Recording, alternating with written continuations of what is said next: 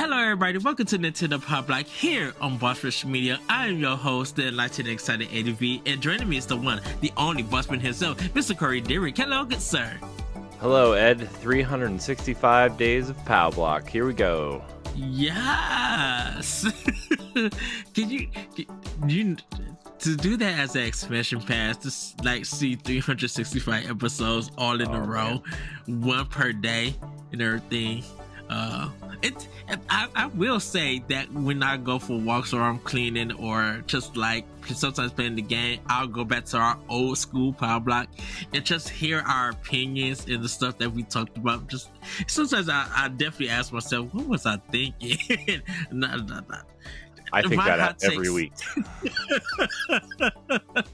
I tried to stop you. But like, I think I get so wrapped up in the conversations and the things that was going on with Nintendo around that time.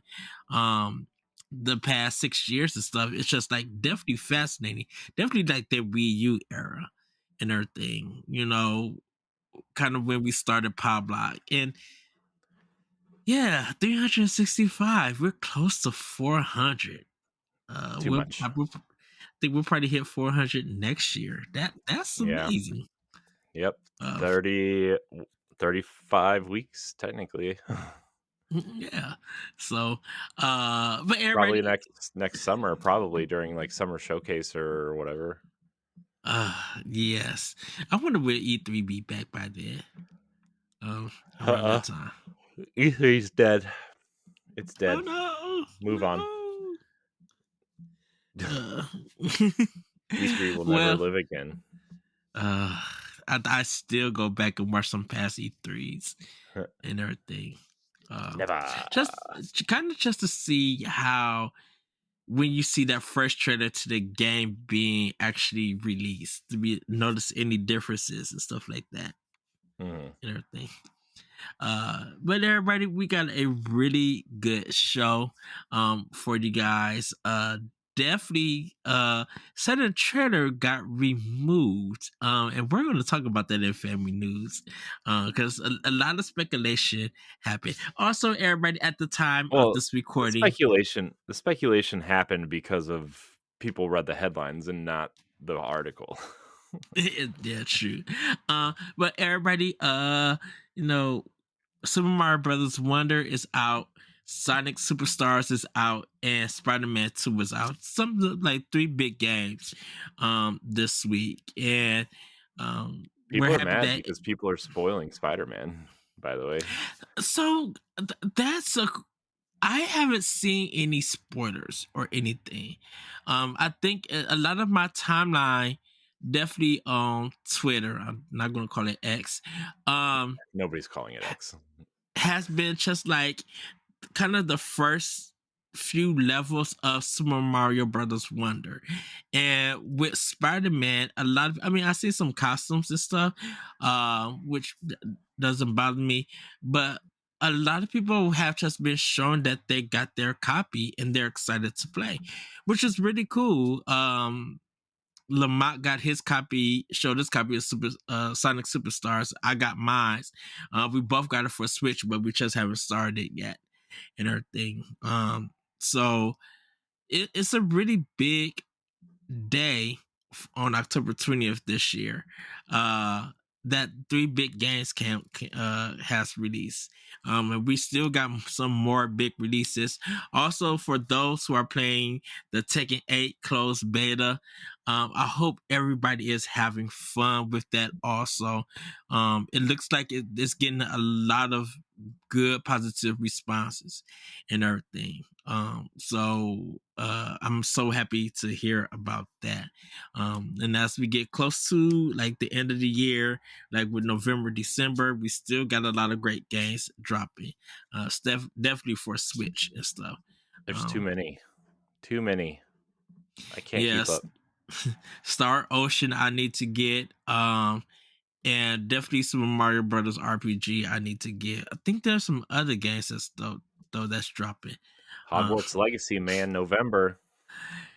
We see the pictures. They look fine. They look like a third-party Switch port. What do you want? Yeah, they do. they do. It's not getting bombarded like that King Kong game. Oh god, dude, that game looks bad. I thought the Mortal Kombat one, Mm. the Mortal Kombat Switch early pictures look terrible. I did not expect for the King Kong game to be like, oh, someone called this a scam. I'm like, Dude, that wow. that King Kong game makes Redfall look like game of the year. Put it that way. Wow. Wow. Although they did finally patch it, like the big patch that people have been waiting on Redfall. Have you tried it yet? No, I got to reinstall it because I took it off my system and just like, I'll find my copy and throw it in later.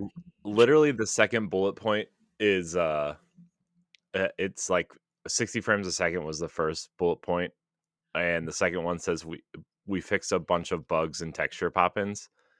I turn it on. The first thing I experience is texture pop-in, and the second thing I experience is getting stuck in a door trying to go out it to go outside. I'm Welcome like, to Fall. oh man, dude, I feel so bad. I mean, I feel bad for that team, but that game was rough. So You think it was well? Some people, I don't know, anyone's kind of made it shady when Nintendo of America said that they're not gonna rush their teams to make their games. If there's time that needs to be taken, let it take it. I'm like, well, has always been like that, and everything. And this is not a slight to Microsoft or anybody, but I'm like, Microsoft give their teams all the time in the world to make their games better and stuff. yeah, So, but that's because they're hoping that Game Pass will supplement all that, and then like mhm, Microsoft has enough cash on hand to like burn through it to develop games, right? There are mhm, definitely companies out there that can't do that, and yes, I mean, yeah, Bethesda is owned by Microsoft, right? And Redfall is a terrible example of this, but like I don't know, you think of the indie games or like, the studio that did Immortals of Avium. I forget what that studio is called, but they had to lay off like 48% of their staff just to stay open. yeah. Uh I still really want to play that game. It's on sale for $40 on Xbox. I kind of want to play it, but Yeah, I do want to get it. I think, like I said, I'm just waiting for Black Friday for that one and yeah, everything. I that's think, probably when I'll play it too, to be honest.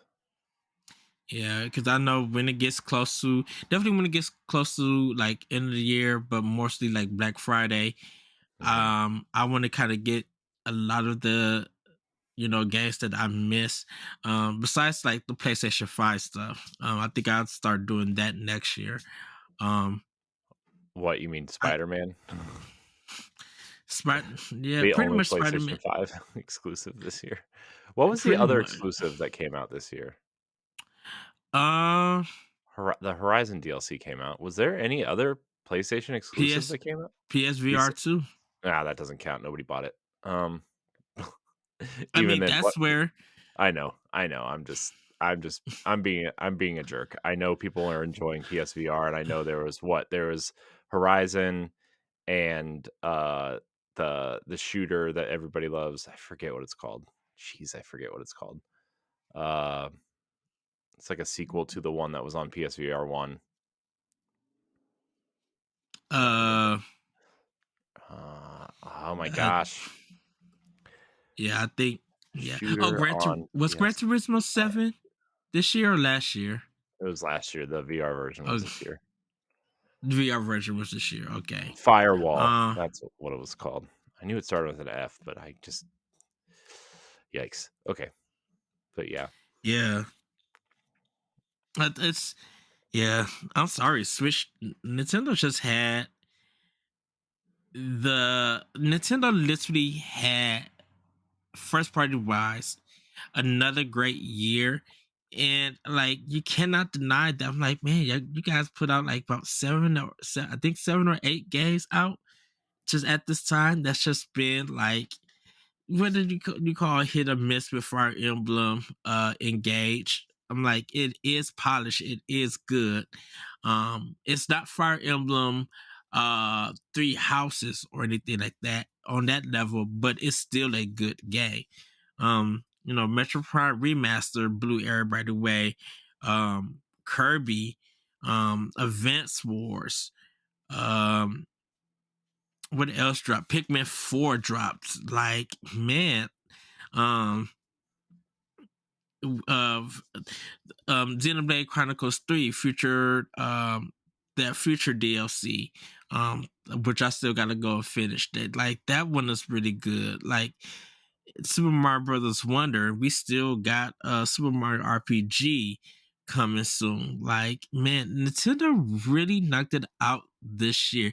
And then I don't think they need Tears of the Kingdom, of course.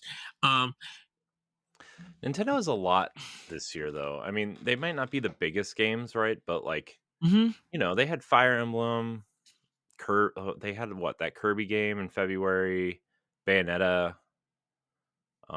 Yeah, Banner Origins, yeah. They've Which had is really something like good too. they've had something like I think the only something came out in June, right? What came out in June? Because people were like, "Why is it coming out so close to Zelda?" But July was Um, Pikmin. You know, I don't. Nintendo's had a lot this year. I mean, they might not be like the super tent poles that you know, but I think they're kind of counting on Mario Wonder being that second tent pole game this year. mhm. I mean, I think they're positioning that way. I don't know if it is or not, but uh, I mean, it's going to sell bonkers. But like, I feel like a 2D game is hard to position as a tent pole these days for the public. But like, they have Mario RPG also coming. You Mhm. know, uh, and then next year, obviously, they have a ton so far. That I actually think that Princess Peach game looks really cool. Yeah. And obviously Yeah. Luigi's Mansion is Luigi's Mansion, and I'll get it. I actually reinstalled it because I think I want to play it, but I don't know when I'm going to play it because I have to still beat Miles Morales and Spider-Man 2 for book club in December. But maybe I'll just play it instead. Cause I think what Alan Wake 2 is next Tuesday. I don't know. I haven't paid attention to Alan Wake. I have Yeah, zero I had interest to in Alan find. Wake. I mean, yeah, I'm still gonna buy it and everything. Um, but yeah, so um, There's too but many yeah, games right now. I heard Sonic was actually kind of bad, which um, which makes me sad, but not surprising considering who made it. Um, so so it's been getting a lot of eights and nines. Nintendo Life, I think, gave it a 8 for the Switch version. I haven't really heard a lot of bad things about it. Like a lot of reviews have been like really positive mm. and stuff. I people who've played it that I talked to have said it's not great.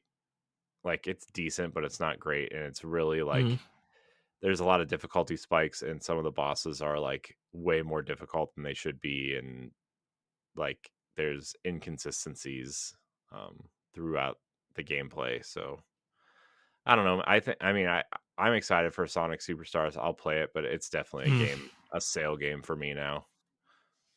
So Yeah, I picked it up today when I picked up Mario Wonders, and the people who were at my tweet. I also got my mom a copy of Wonder, which was always still playing and stuff. And she comes in the house and she's just like, Eddie, you left your game downstairs. I'm like, it's not for me. That game is for you. Oh wow, thank you. She's I told Lamont like he replied and stuff or after I made my post, and I'm just like, my mom is a big fan of the Mario series. She is part of why I got into video games yeah, and everything. So I'm like, when they first announced Wonder and just seeing it, I'm like, oh, this is a must have in this household. And so now, probably next week, from work when I get paid again, I'm gonna pick up the copy for my nephew and drop it off at his house, so he could play it too and everything. Yeah, I still want to get it. Um, man, there's too many games that I mean, I wanted to play Assassin's Creed in it. I still haven't gotten that yet. Dude, exactly. I still haven't got Mirage yet, and I Yeah, want to get it. I think Mirage looks awesome. I would really like to play that game. A lot of people have finished it, Well, it's only like a 15 hundred. hours long, which is awesome. It Yeah, makes they me were just like, they 100% completed. I'm like, oh, cool, good. So, yeah. but Corey, how about we get into some Snacktendo? No. And gonna start with you. What you been snacking on? You gonna say no? Um I mean, nothing nothing really. I mean, last weekend was my wife and I's anniversary, so we got sushi for dinner and it was pretty good. Uh we got I mean, I'm not a huge sushi person. I like Mhm. specific kinds of sushi. Like I like the spicy shrimp stuff and like, you know, a good old California with cream cheese and shrimp tempura, like the typical white guy American sushi. Yeah. uh Man, dude. And then like the place by us sells California tempura where like they just make California rolls and then they deep fry Mhm. them. Wow. Yeah, and then we get cream cheese in them and it like oozes out of the tempura and it like makes it taste really good. Uh Oh. Tempura ruined my taste buds for other sushi, I think, because tempura is just so good because it's deep fried and everything deep fried Mhm. basically tastes good. So, uh, what else? Oh, that Saturday, I had two chicken quesadillas from Taco Bell and it was really good. Dude, it was Yes. the first time I had Taco Bell in like forever, and it was amazing. Oh, dude, their quesadillas are good. Cheesy Gordita Crunch, Doritos Locos Tacos, chips and cheese. It's just They the don't cheese is good. they don't call them nachos anymore. They call them chips and cheese. I'm like, they're nachos. Just say nachos. Like we I, know I, we know what you're doing here. We know you're not real food. Just say you can't, nachos. cause you can't say like chips and cheese grande like Bel Grande. You Yeah, guys already say like nacho Bel Grande. I'm like, yeah, you call these chips nachos, so just do it at yeah. that. And the what do they call them? The nacho fries or whatever are back. Oh yeah, Man, yeah. those I things had are some good. of those. I had them last yesterday. No, Wednesday. I had them after work. I didn't have Man, the line with them though. those are so good. I love Mm. French fries though, man. French fries are the best. I'm telling you, man, they're the I best. I need some season. I think I prefer my fries now being seasoned. Oh Um yeah. uh, uh, outside of not McDonald's, outside of Wendy's and Burger King, because I really do like their fries. Because those I eat definitely with ketchup. Something like Checkers or Rallies for some people. Arby's, uh, Arby's, man. Ki- Dude, you know what's good at Arby's? Their cheese sticks. Their mozzarella sticks. You know what I miss from Arby's though? Their potato but pancakes. Their potato cakes. they took them out. Yeah. When? I don't know. I have no idea. Oh wow! I didn't even pay. I didn't even know, Yeah, man. I miss those things. They're so good. dude. But the mozzarella sticks, them big fat ones, Mm-hmm. I will fight if I do not have my mozzarella sauce in there. Oh man, dude, 'Cause no, dude.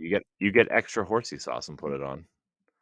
I see. I can't do it. It's got I to be don't the mozzarella stuff, see. I don't like red sauce. Like I can't do it.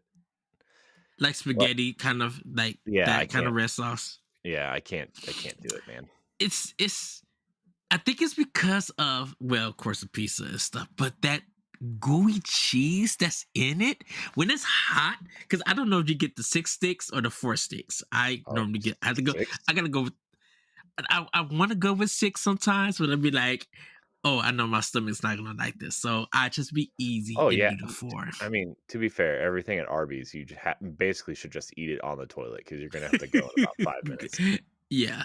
Um, but yeah, now I will say Rallies slash Checkers and Burger King do got some that got their own mozzarella sticks are really good too. But like if you want some big fat gooey ones, Arby's got that. Arby's got that a lot. Mhm. Cheap, I should say. Not compared to like Fridays or Applebee's or Denny's. I don't even think Denny's do it. Dude, I don't Uh, even remember the last time I ate at one of those places. I ordered Denny's like last week, so Of course you did. uh because I was thinking of, I'm like, okay, who makes burgers and then have an egg on it?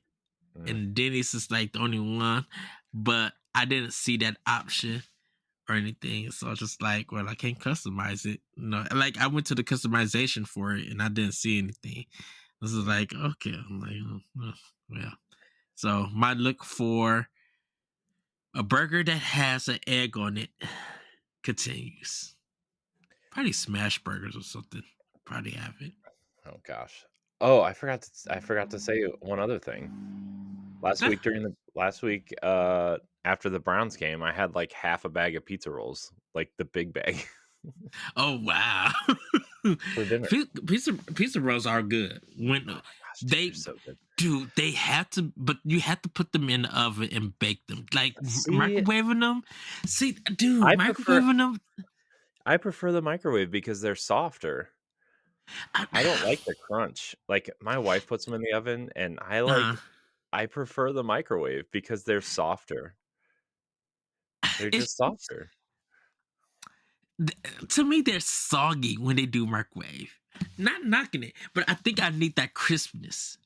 Like if you time it right and like you take it out the oven just right, then yes, I like it. But I'm just like, if I microwave it, I'm like, it's just too soggy. Now, don't get me wrong, I will still eat them. I don't do pizza rolls with dip or anything. I don't even know if people even do that.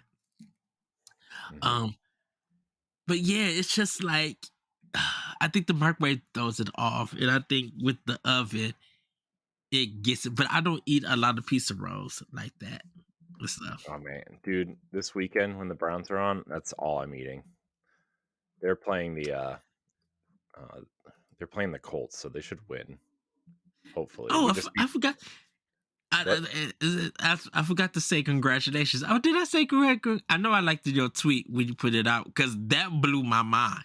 When I was at Six Flags, everybody Sunday, um, Yeah.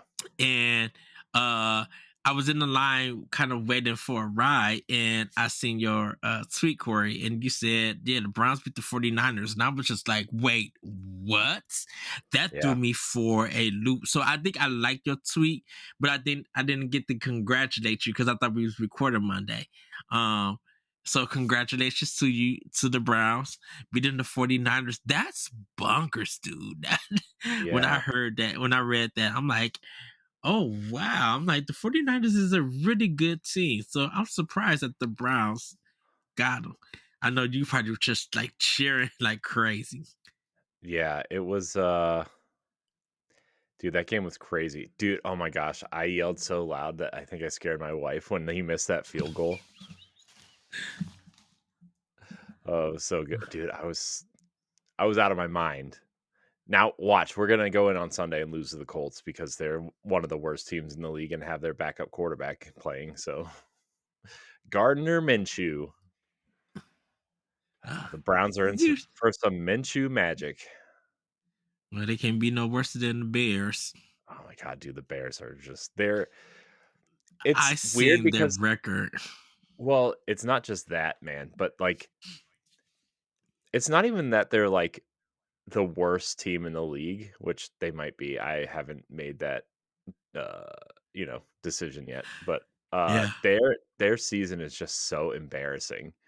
Like, man, Justin Fields and the coaches are fighting allegedly. Their defensive coordinator resigns because of some allegations, and it's just that dude, that team is so embarrassing.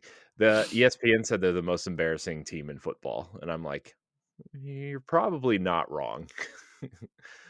Compared Man, to to Dallas when they had Dallas is their Dallas situation. is Dallas is 4-2, man. I'm talking about in the past.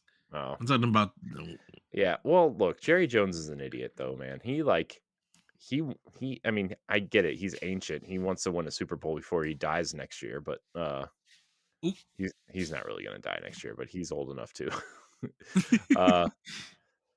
uh, but where was I going with this? I was too busy making fun of Jerry Jones. Oh, yeah. I don't know, man. The Cowboys are always just that has to be like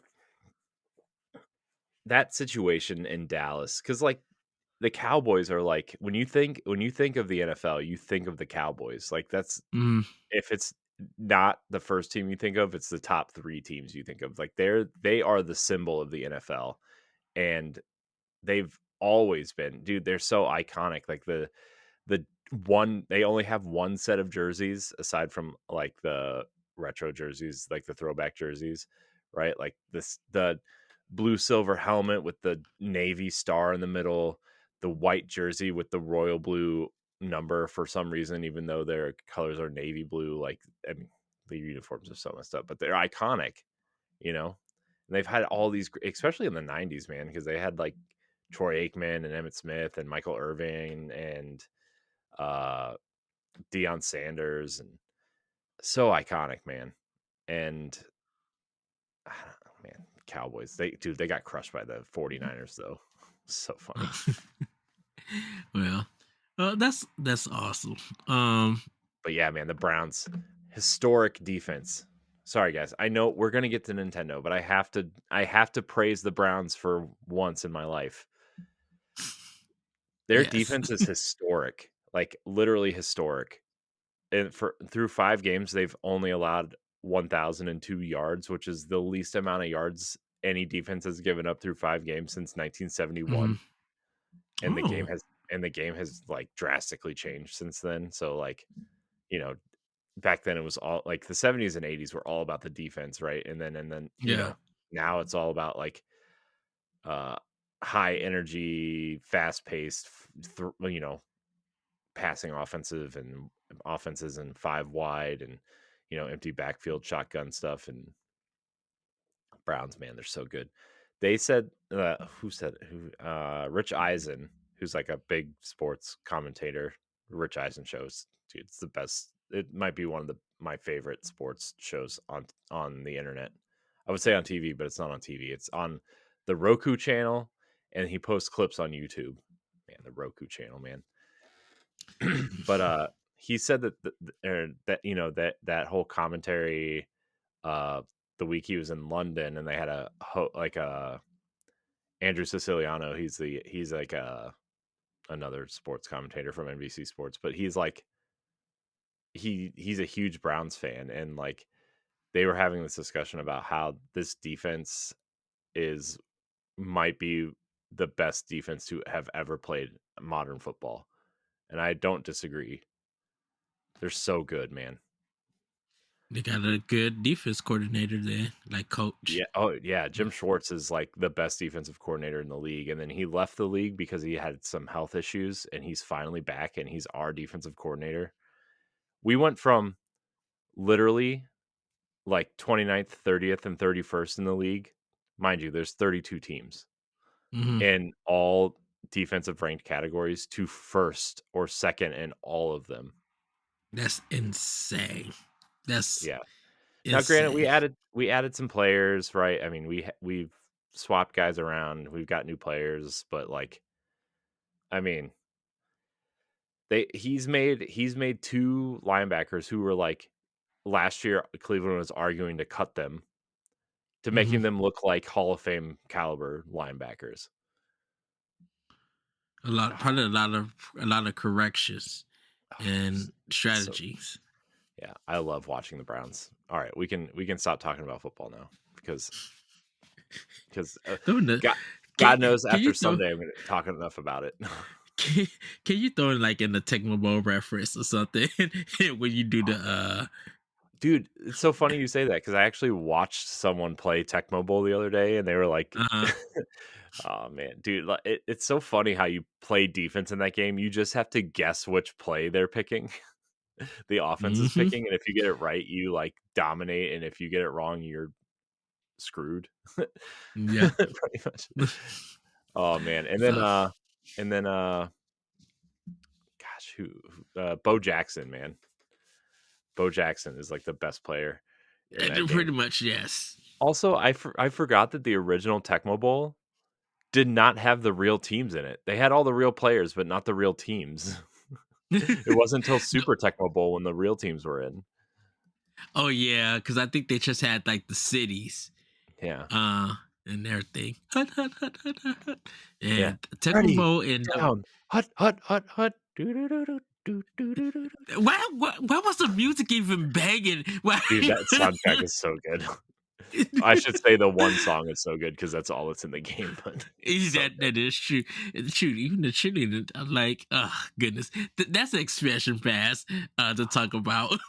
We'll do probably do one of this for expression pass. Um, Yeah. Here's the thing, but like, Jeff Gersman, I know a lot of people probably know him for he's ex Giant Bomb, he does his own thing now. He's doing mm, this series on YouTube where he plays he plays, like, an hour or so of every he's playing an hour of every NES game and is ranking them. He's putting them all on a list and is ranking them. Right now, Rygar is at number 1. oh no, ooh goodness, Rygar's not good, but I will let that be. Well, for me, everybody, what I've been snacking on, I just found out one of my friends he like posted this video. Uh, uh they're ding dongs and Twinkies combined. It's like a Uh-huh. crossover. So I just seen the video, so I had to find them so I could try them for myself. He's like, it's weird. So I'm just like, well, I'll find it and try this stuff.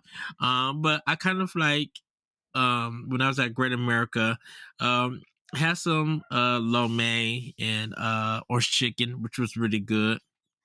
Got some popcorn from there. Speaking earlier, like we had Taco Bell. I got the nacho fries deluxe box and everything. I love their chalupas at Taco Bell. The chicken was so good. Um I also So good, man. Gosh, um Taco Bell, man. God, Taco Bell's so good. I had Why is I Taco Bell so good? Sorry, I didn't mean to keep because interrupting you, but it helps cleanse the system. uh I that's had a true. $5 biggie bag from Wendy's, and I got crispy chicken. Um, just ran through the nuggets. I get regular nuggets at Wendy's. I don't get the spicy nuggets. The spicy nuggets are good. I still need to try the spicy nuggets from Chick-fil-A. I've never had the Um, spicy nuggets from Chick-fil-A. okay. Um, Well, that's because I prefer the but sandwich. yes. Um, so and that's pretty much it. I didn't get no sushi. I think I talked about the fried rice and pot stickers. I had that a while back. Um, yeah, and I haven't had like really had any pizza or anything like that. So just nothing new at this time. I've been waiting to see if um I mean did have Jimmy John's that barbecue sauce wrap that I talked about, or a sandwich I got again. So I had that, but I'm just trying to see if there's going to be any new kind of sandwiches from different places. And I know people, some stores are getting eggnog out, but I haven't seen it yet. And I know a lot of people are not big on eggnog and stuff. I really haven't I really haven't had spiked eggnog, which I didn't know that you could spike it. That sounds kind of disgusting in a sense. I thought it Um, was. I thought that's all it was. I thought it was just some sort of alcoholic drink. Is it not for some, normally? it's no. Wow. So normally with some of the eggnog, because they normally just bring it out during the Christmas time, like close to the holidays, after the pumpkin spice and all of that stuff is out. Um, it's really like Ding's milk. They would have like a little jug of it, like in kind of like in the red bottle and stuff. And then that's when you start seeing everybody else just bringing out their own eggnog. So it's mostly just the um I should say version of the eggnog. I haven't seen. I think you have to add your own alcohol to spike it, Mm, um, and everything. Uh, but yeah, that's pretty much all I've pretty much had. I haven't had no new chips. Haven't been able to go to the grocery store that I normally go to. But I'll probably do that because I go on vacation in one more week. So um, I'll probably try it there and stuff. So, but that's pretty much all I've been snacking on.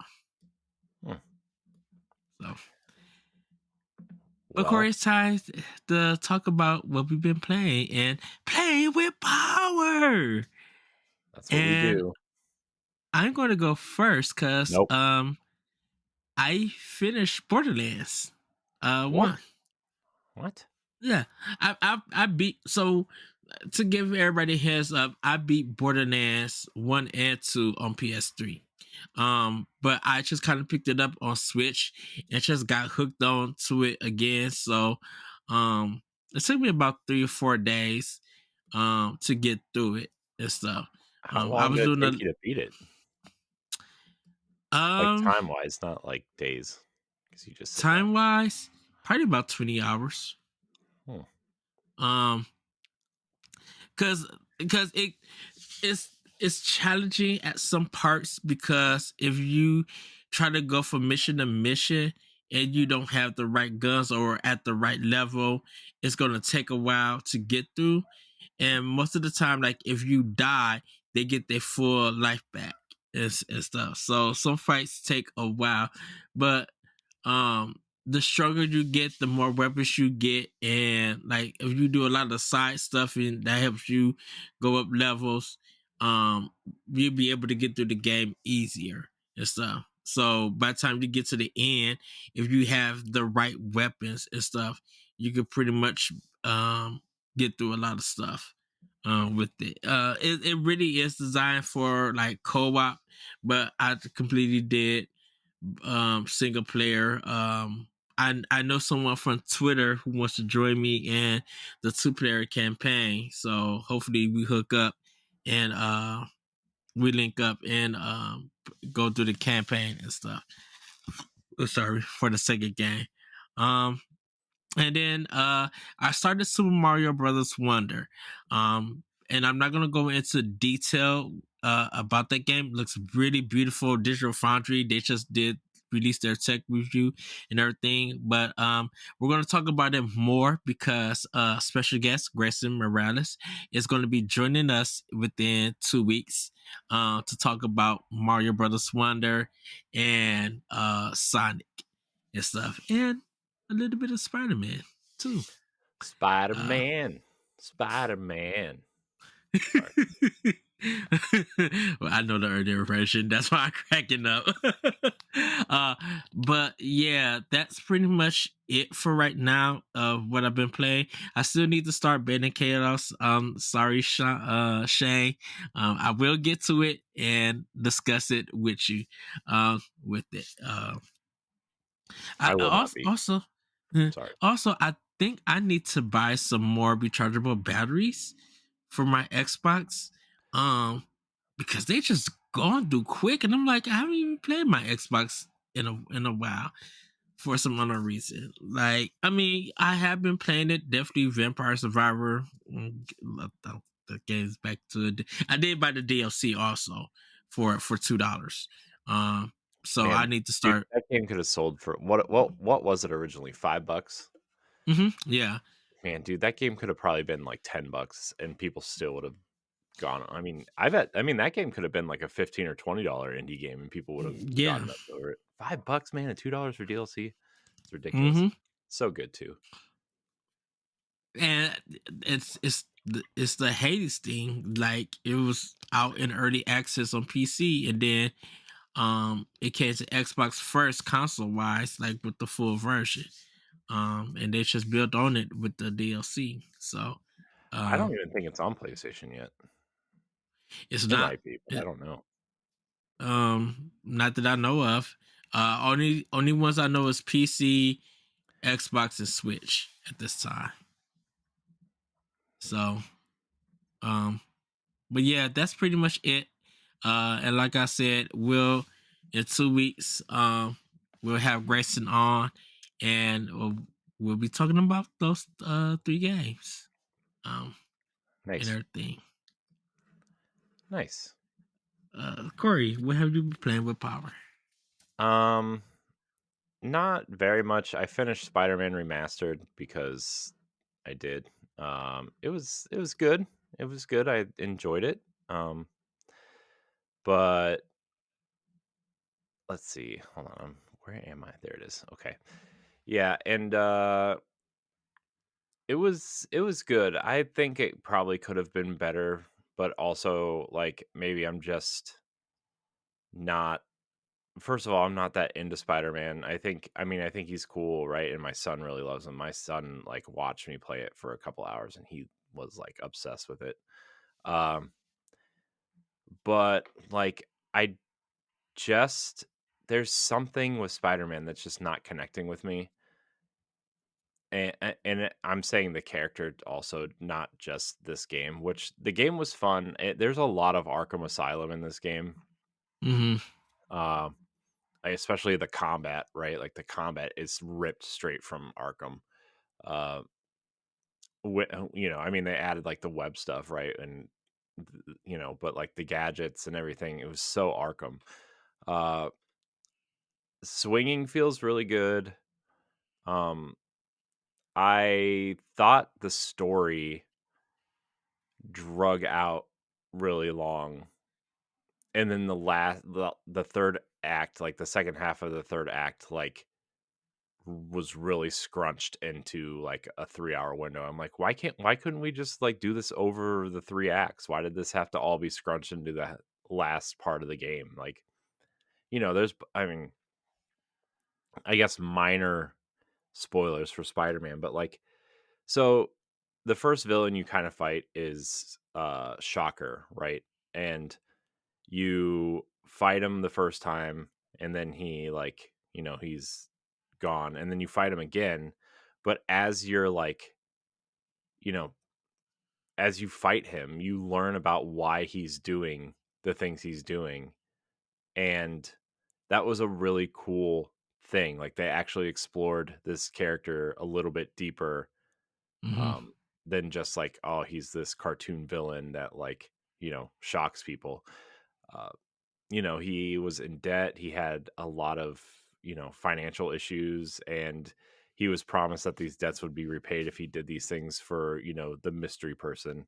And that's why he was doing it. And that was enough backstory to be like, oh, this is kind of cool. You almost kind of feel bad for him, right? Like the way that like Spider-Man 3, the movie, right, did with Sandman a little bit, where like Yeah. you understood why he was doing the things he was doing because his daughter was really sick with some sort of illness, nameless illness, but really doing it was really in bad shape. And like I wish they would have done that with the other characters, because the other characters, like you fight them and you think they're dumb, but like when you're exploring, there's this facility that you explore. I don't want to spoil it for anybody who hasn't played it, but you listen to tape recorders and look at their dossiers to read about their backstory, right? Like Rhino is stuck in his suit and he can't get out, and he's been promised that he can be removed from the suit if he does these things for mystery bad guy, right? And Vulture has spinal cancer, but you don't know that when you're fighting them. You only learn it if you take the time to listen to the tape recorder and read the dossier on him in this facility. And it's like, why couldn't we have explored that and learned more about these bad guys? And because there's one of the best things in stories is like a sympathetic bad guy at some point, right? Like, not it doesn't that doesn't mean every movie or TV show or game needs a quote unquote sympathetic bad guy, but like Hmm. something like this Spider-Man game, like the story that they're telling, and like Martin Lee, who's Mr. Negative in this game, like has a really interesting backstory, and you kind of piece it together during the run of the game, but then like the third act, it really opens up and you see like why he's like this and what happened, and why he wants his revenge on one of the other characters, and it's like that's really interesting.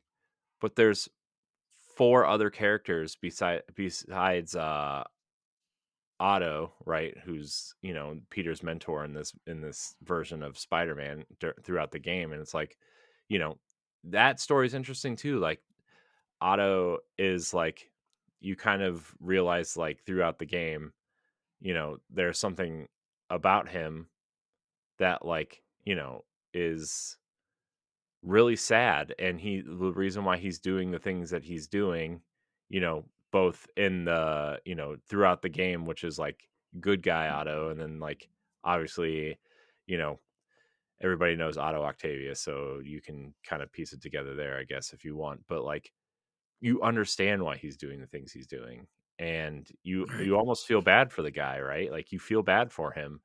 And so I don't know, there's just the other characters in the game, they just kind of throw in there to have boss battles. And it's like, I really wish you would have taken the time to use these boss fights to learn about these characters, or save them for a different game, because that would be more interesting to Is the flesh re- out these characters. Now, I is get it. the This re- guy, one guy's in like a suit that looks like a scorpion, right? That's so stupid, right? But like, it's interesting when you learn about what he's doing and why he's in the suit. Like, it's really interesting. Or like Vulture, right? Like, Vulture has spinal cancer and he's in this suit because he was promised like a cure or an extension of life, or something to that effect. And it's like, that's so interesting. Why are we leaving it to some, 3-paragraph text? Uh, well, what I was going to ask is like, is the reveal of the mystery character, is that a brand new addition to the Spider-Man universe, no, it's or just a different take on the character. on that Um, character? yeah, Because I I know a know in lot of the trailer. Oh, I know in the trailer when they were showing that E3, I think it was the helicopter part yeah, or something. He was just like, "It's you," and then they cut it off and they don't mhm, reveal who it is yeah, or anything. yeah. Well, like the I mean, if you watch the other trailers for Spider-Man 1, they like literally ruin the ending of the game in the trailer. So I mean, if you've watched it, I guess but like, I don't know, man. I On the positive side, though, just to kind of wrap this up, because I know Spider-Man's not exactly on Switch. It's the gameplay is super fun.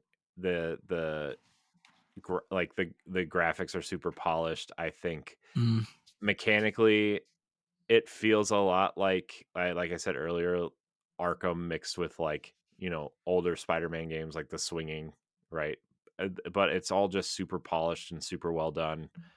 The story could have been a little bit stronger, throughout the game. Uh, but overall, I mean, I would probably give it an 8 if I was to put a score on it, right? Um, I think I'm halfway through that game, PS4, and I think I just need to just mainline it, like skip all the side stuff, and just yeah, mainline it. I pretty much just mainlined it. I did some extra stuff, like I found all the backpacks, and I found all the police stations to open up the map, and I um am gonna do like the landmarks, take pictures of the landmarks, but Mhm. like It's just because like I'm doing that a little bit now, just because I'm playing the DLC. But I need to mainline the DLC as well. So that's I what. need to buy Miles Morales, even though I find him as an annoying character. Oh goodness. Um, so I'm playing the DLC right now. I don't really have a verdict on it. I hear it's not the best. So that's what I'm doing now. And then I played a little bit more Super Mario 3D World, and I don't really have much to say about it except these levels are really hard, especially with the Joy Cons. I need to play it on the TV. Um, so what I played something else too this week. What else did I play? Gosh, Ed, why do I always forget things? I got it. I played Xbox. No, it wasn't Forza. Um, I still need to buy Motorsport uh, for it. I feel like I played something. I played a tiny bit of Destiny, but not much. So that's it for me. All right. Well, everybody, it's time for Femi News. Corey, take it away. All right. Oh, this is the wrong doc. All right. So, family news. So, the first story is an interesting story because, well, it's interesting, but not in the way you really want it to be. Mhm. The original Switch reveal trailer, has quietly been removed from Nintendo's YouTube channel.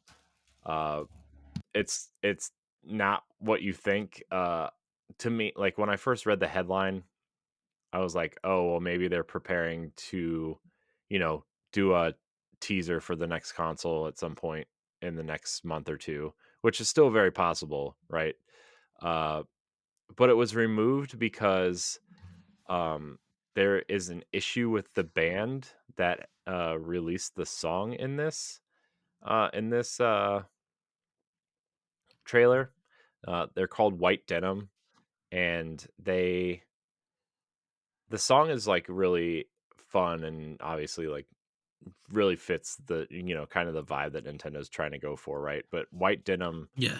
is in some legal trouble. I couldn't find what kind of legal trouble. I didn't really dig that deep though, because honestly, I really don't care because that's really the gist of the story is that they're in legal trouble, and I'm thinking Nintendo just doesn't want to be associated with them at this time. Um, their license doesn't look like it ran out, according to some of the Reddit threads I was looking in earlier. It's just literally, I think the band is in legal trouble and they just don't want to be associated. It's so it seems that they want to know if that song was the original songs of theirs or was that a song with somebody else's Mm, and they just took it for them for themselves. yeah. So, uh, but yeah, that's kind of sad. That trailer was so iconic and so fun, and it's still up other places. Like as of this morning, GameStop, IGN, and Game Informer all had the reveal trailer on their Hmm. YouTube channels. So maybe not Game Informer. I think that was just a kind of like a watch along type thing. But like the trailer is still out there if you want to watch it on other places. It's just not on Nintendo's thing anymore. So, but how do you feel, Ed? I mean, that trailer so iconic, man. Like the not the one with Rooftop Karen, the original tease from that October, where they showed the guy, lifting the Switch out of the dock, and that was kind of like Yeah. it. Yeah. So, Um. I I I I think after seeing it and watching it and everything, like I don't mind that it got taken off and stuff. Because it's just like we got the idea of the Switch, and it's been like a long time since that trailer's been out and everything. So it didn't really affect me. I think when we definitely was talking and stuff, um, I didn't pay no attention to it, so I read the story, and then when I asked you, I'm just like, I wonder if they're planning to do something different. It's just like, well, the band is kind of a nigga dribble, and I was like, wait, what? I'm like, but this thing kind of, and the legal trouble was. the fact that I'm like, but this thing been out for the last 6 years. I'm like, why would someone try to do anything about it now or everything? Yeah. So, but I hope hopefully everything get worked out. Nintendo probably would keep it off because it's like we the system's out. We really don't need this Hmm. and everything. So Yeah. Still sad though. I mean, that was a big time for us too, right? I mean, yeah, we've been covering the Wii U for a long time, and obviously DS and 3DS and a little bit of the Wii on the show. Not so much the Wii, I guess, because it was about halfway through the Wii U's life cycle, maybe, but like maybe a little bit, you know. But my point is that was like the really first big thing that we got to cover doing the show, and yeah.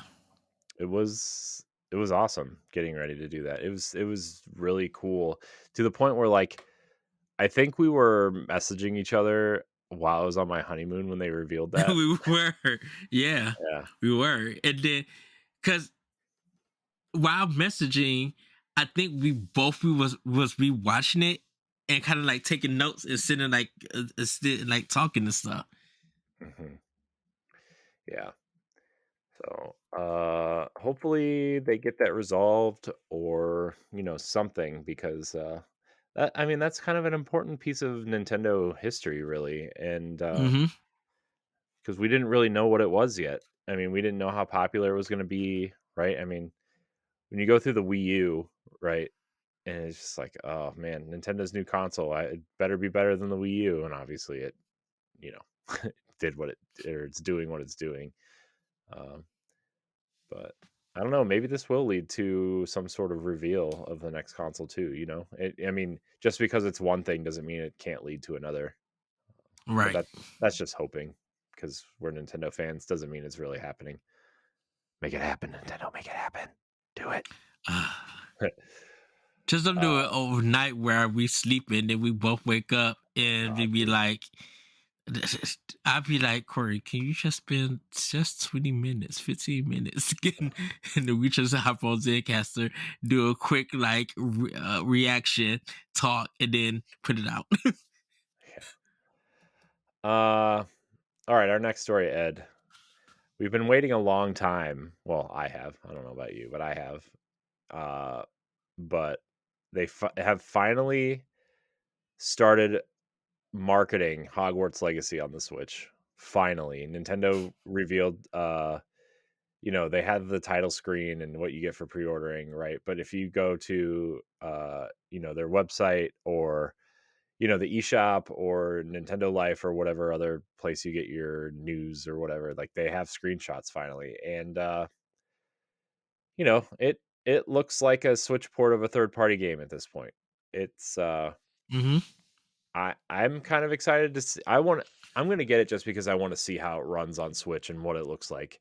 Uh Yes. because I mean, I'm not going to lie to you guys. I think Hogwarts Legacy might be my game of the year. Yeah, a lot of like like we talked about last time, like a lot of people feel that way too. Yeah. It's even though with all the um Fake controversy controversy. with that game. I wouldn't say fake controversy. I would say it's a well intended controversy about this game. I don't think People so who personally, but people who did people who did play it and everything, they said all that 28 it million of you was out there, good job. Way to purchase. they said they really enjoyed the game. They I think people knew um that they were going to be buying this game and they knew that the money was going to be going to that person. That's just how business is with it, but they really wanted to support that developer and they didn't want that developer to like kind of go out of business or lose it because of what decision that was made for them to develop the game and develop the game and stuff. So Yeah. I They mean, worked hard and they put out a great product. So I mean, I can't fault them for that. yeah. The so a little history on Avalanche, right? I mean, they Disney owned them for a long time, and they did a lot of licensed things. And then their big kind of breakout game was Disney Infinity, right? They were the primary developer on Yes. Disney Infinity, and then Disney decided to pull the plug on any kind of internal development, which included Avalanche, and uh, they shut Disney Infinity down, and then Avalanche right after, um, which kind of sucks because Disney Infinity was kind of cool. I really enjoyed collecting those figures. It's the only collection I have, I think, that's complete. um, of released figures. Now, there's been some unreleased figures that have made it out into the wild. Peter Pan is like the main example. Uh, Dude, Peter Pan figures on eBay are like $300 and $400. Um, Wow. well, I mean, they were already shipped, you know, and they were in the process of doing another Marvel expansion and obviously more Star Wars expansions. But like, they there's figures out there that have never been released. I'm not paying for them, but I think it would be cool to have a Peter Pan though. But you know, I really liked Disney Infinity a lot, and what they were doing with Disney Infinity Forever, which was the fourth game, but it was intended to be like an ongoing kind of game as a service, I guess, if you want to call it that. Uh, that was the game that was going to be their platform, I guess you would say, because like if they released 3 games in 3 years. 1.0 was Disney and Pixar, 2.0 was Marvel, the introduction of Marvel, and Hmm. then 3.0 was the introduction of Star Wars. And Yeah. when the Avalanche shut down, Warner Brothers went to the studio heads and said, "Hey, if you want to keep your studio open, we will purchase you." And the funny thing is the next license game they made was Cars 3, owned by Disney. Uh, but this was their follow up to Cars 3. Cars 3, it's an okay racing game, right? But you would never expect something like Hogwarts Legacy to come out of someone who made Disney Infinity and Cars 3, right? And I'm just really happy for this studio because they've been through it, and Didn't they they make Mad Max?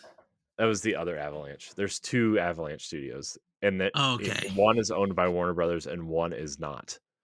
Uh, so Okay. I don't I don't understand why they have the same name, but they do. But they're 2 separate studios, 2 separate entities that have nothing to do with each other. But yes, Gotcha. Avalanche did make Mad Max. Also, Terrible also a game. good game. I liked it. Uh, where was I? Oh, but yeah, I mean, Avalanche has been through it, and I'm glad that they finally have like a massive success story. Hmm. And again, like the wizarding world is a big part of people's lives. People love Harry Potter and that world and that lore and that universe. And I mean, HBO just greenlit 8 seasons of a Harry Potter show. Yeah. Eh, 8 seasons. Every season's going to be one year of the school year or whatever.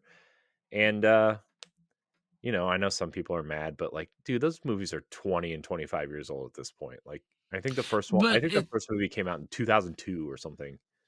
uh, but I think it's more of the creator, She has and nothing to do with this stuff anymore. I don't care what people think of her or not, but like, she had no influence on this game, the mhm. HBO show that's coming, you know, and also like, it seems like America is the only country that has a problem with her for something that Well, she may or may not have said, which I still it's don't it's know what uh, she uh, said. I've never been able to find it, but well, she just released some new stuff. I'll have to find it and send it to you and everything. So, um, that is kind of just like um connected to a certain community. Um, and I'll leave it at that. Um, Yeah, I so really don't feel like um, having this discussion again because we had it like 4 times over the summer, and I'm just kinda like, I don't care. The game is good, it's fun, you should play it. If you are a fan of video games, you should play this game. I don't well, care what platform you play it on. that's what I said. Yeah, I think people who did play the game really enjoyed it, and that's why I will leave it at that. This Nintendo Switch version, it looks like a Switch version. Um, it's interested to see how it runs. Um, I kind of feel like after the Xbox and PlayStation versions came out, I think that's when they started doing the development or returning to the development of the Switch version. Um, I it's one of those things where they're gonna put their focus at more importantly because wherever they put their focus at first, that's where they believe that the money is at.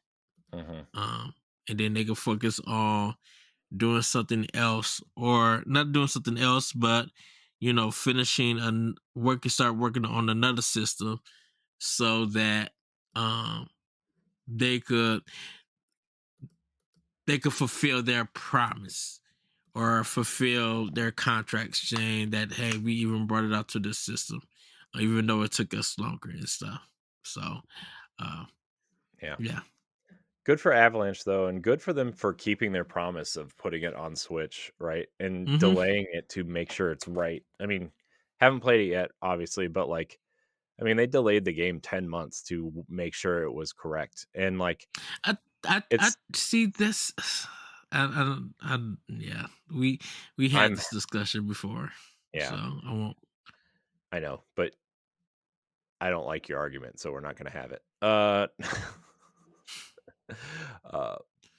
but, I mean, it's not like there's gonna be any price, difference either because the Xbox version is still $70, See the so 70. Yeah, I I wanna see how it runs. I wanna see some gameplay, I wanna see a trailer, but I will probably get it for Switch because I really loved that game.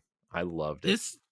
I think it's going to have the kind of like the Witcher 3 effect that people are going to be curious on how it does, and so they'll pick it up there. Yeah. Oh, man, The So Witcher was also very good on Switch.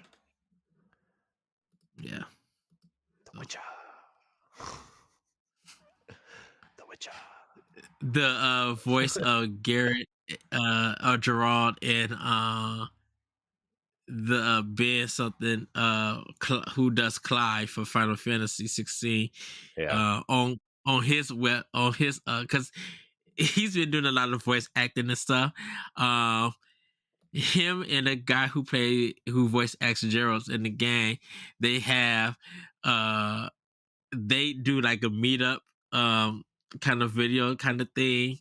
Um and so they're playing out a scene with as their characters, and they're trying to take a contract of destroying the spider and everything. And so and it's funny and everything. So if people want to go see that, it's on Twitter and everything. Starfield. Starfield. Nice. Yeah, because he Ben Starr, I think that's his name. Uh, he was trying to make fun of Microsoft a little bit by wanting to buy Nintendo and everything. Mm. Just a little bit of Kirby. Fuck Kirby. So, Kirby sucks. Corey, language. Sorry. I forgot we were on doing Pow Block. Yes. Uh, Sorry, everybody. It's PG-13 episode. You get the one. I'm tired, man. I'm sorry. Where were we? Oh, right. So the Okay. next story. Yeah, I'm looking for it. Okay. So we talked a little bit about this on Boss Rush, but Analog, the premier, I would say, the premier retro boxes. They just released the Analog Pocket that plays Game Boy and Game Boy Color and Game Boy Advance games. They've done an NES and a Super Nintendo box that will play your cartridges and use your controllers. Uh, they are putting out the Analog 3D, which is a 4K Nintendo 64 box that plays original carts and uses original controllers. And Stephanie said some interesting things about their founder or creator or owner that not maybe not that appropriate for the show. It was really Some funny. some questionable content It was of really funny. words. Uh, Just go listen to Boss Rush podcast. yes. Let's see. Yeah, so I think this is really interesting, and also like wondering if this is a decent decision by them. Although it's Nintendo 64, everybody loves Nintendo 64. It's gonna do amazing things. But how do you feel about this, Ed? Um, to be honest, I really don't care. I know that's how I felt too. Uh, Like, all the I games, understand. all the N64 games I want to play are on Switch Online or in Rare Replay. Right, Most of and them. I'm just like, I mean, yes, it's gonna be a 4K, but I'm just like,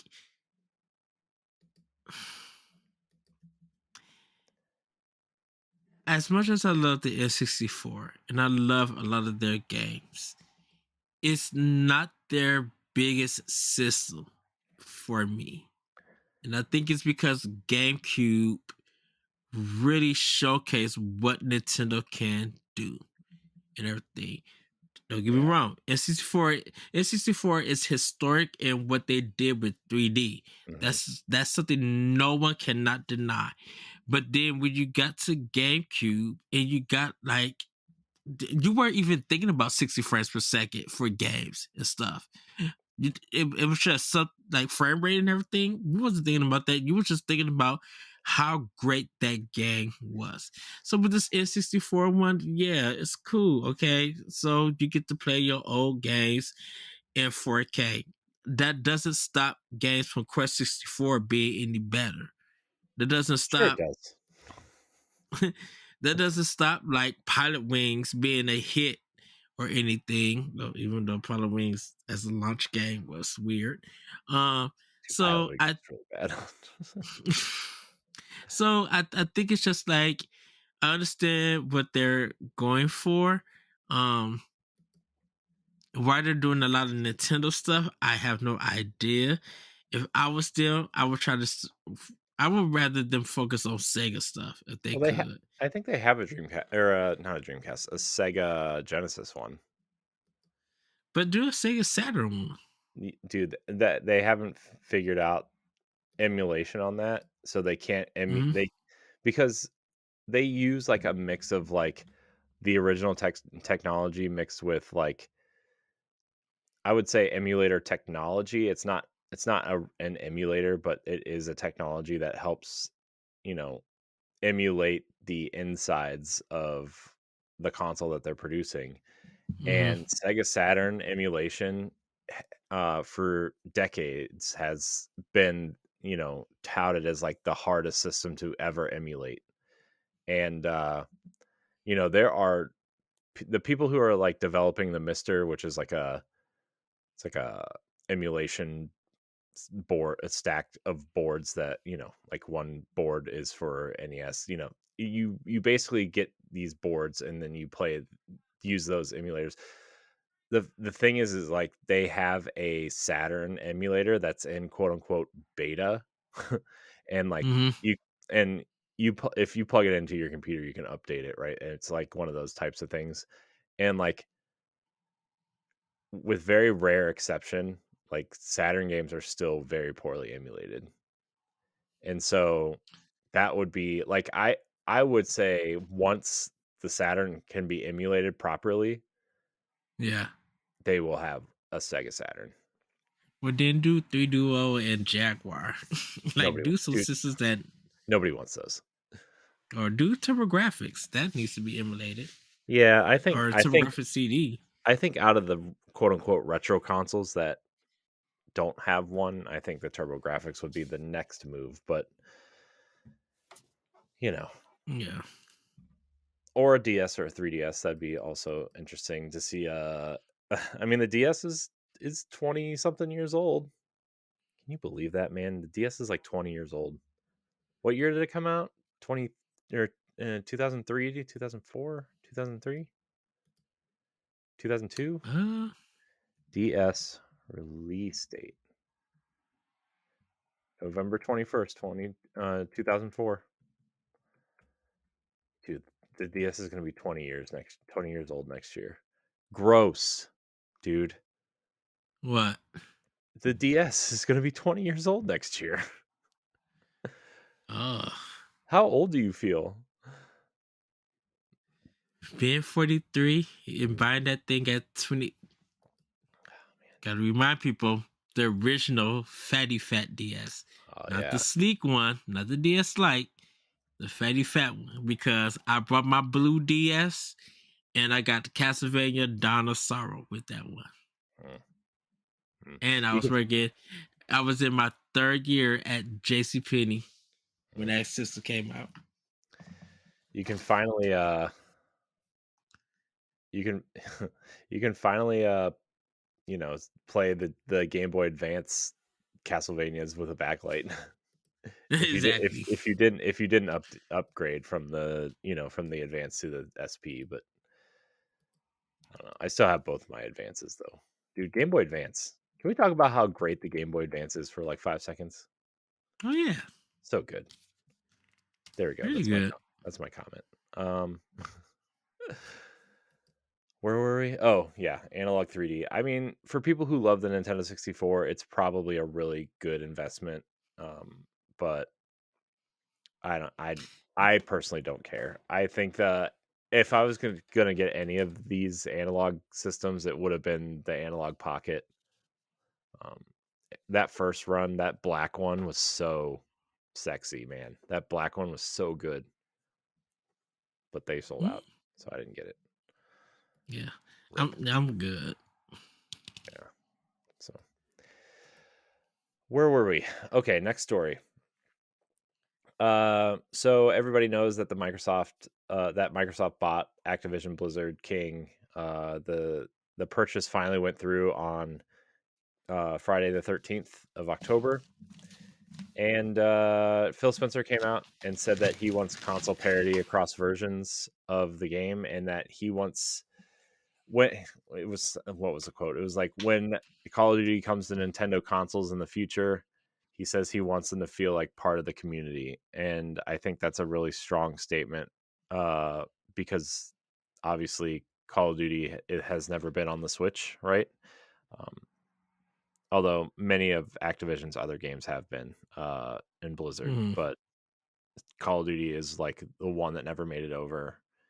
Uh, and I honestly think he's talking about the next generation Nintendo console. I don't yeah. think Call of Duty's coming to the Switch. I'm sorry, everybody. Oh no. Mm-mm. Uh, I do think it's coming to the next gen console.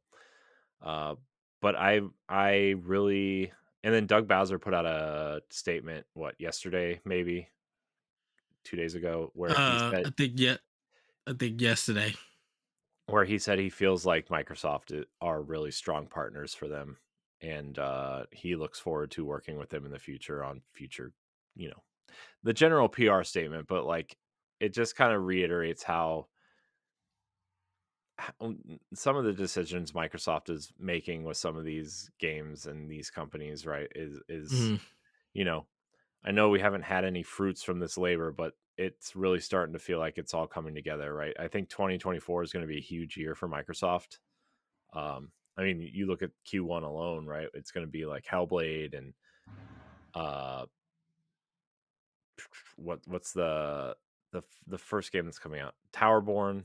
Um, yeah. there's just a lot coming out from them, and especially with like Call of Duty and the Microsoft like list of games that they now own, right? Hexen and uh, Overwatch and Doom, or not. Well, I guess I do own Doom, but Activision games like Mm-hmm. Crash and Spyro, and you see those. I bet you see those new games come over to Switch. Obvious, I think those are obvious choices. I think it's smart. I like reading about this. How do you feel, Ed? I feel like I'm rambling. Sorry, everybody. I do that when I'm tired. Um, um, we talked about Microsoft and Nintendo having a good relationship. We kind of heard during the FTC case, Mhm. um, where um what's his name from Activision, the head boss, Oh, Bobby Kotick. uh Bobby Kotick, how he said like we should have put Call of Duty on Nintendo, like we should have supported them better and all of that stuff. Which that was just a bunch of gooey hooey. Yeah, I mean, Um, coming from him, that just feels like a statement to get the company sold and have the case go through, right? I mean, mhm. you never know with that guy. I mean, I mean, he's a snake, but like you can't deny he's a good businessman. I think if you separate, it's like separating the art from the artist type thing, right? Where like mhm. he's made a lot of and like good quote unquote business decisions for Activision. Uh, but man, the things that guy seems to have done allegedly, to people. Yeah, So, it's I of course it's going to be more of a pick and choose kind of thing with Microsoft and Nintendo and games being on their next platform.